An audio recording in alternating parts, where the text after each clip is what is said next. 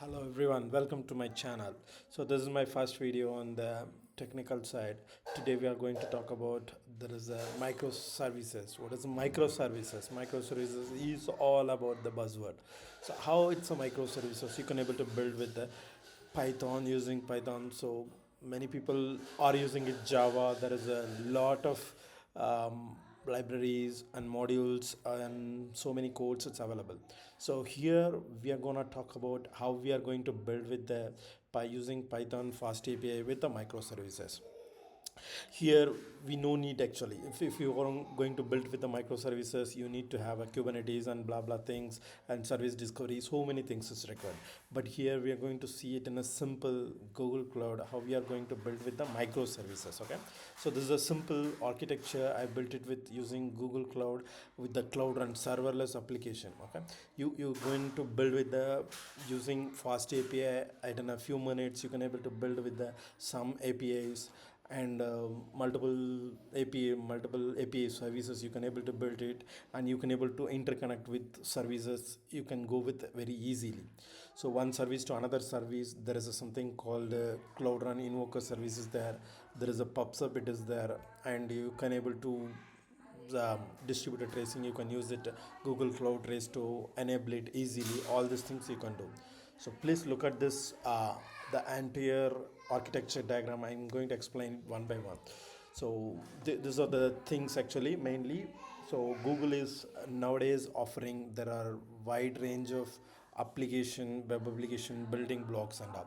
So here it's a simple way. Okay, here it is my services backend service one. It's like a simple Python fast API services. This is another backend services simple fast API.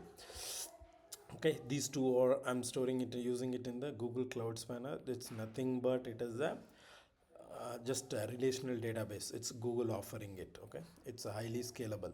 So here what I'm going to do, UI service you are building it, and then you can, if you are using it as a Next.js and all, you can rewrite. So any calls in before you're starting with these services, first you can able to see it in the load balancer. And if you wanted to enable cloud armor, that means SQL injection or different kind of attacks, you wanted to enable protect it, and some cloud firewall rules if you wanted to apply it. These are the three things.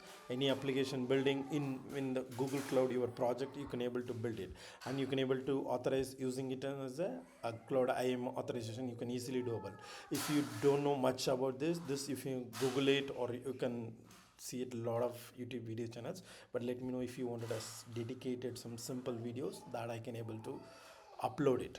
So once this service is coming, and then the UI service it will call. So for example, DNS you are making call, it will come to UI service, and then that UI service is just like another it's just simply override your request. If you are using the using Google Cloud on private endpoint, if you are using, it will come and then it will make a call. Suppose you wanted to communicate through another services, you can enable PubSub. There is a option is push endpoint. That means any data, if you are publishing on a particular topic, you can able to configure that topic which endpoint, the another service directly endpoint, you can able to push it. So that's the way you can do that. And you can, using open telemetry, you can easily enable cloud race. So this is what it is going. If you are able, if you need more questions about that, what are the other things, please comment on the channel. Thank you.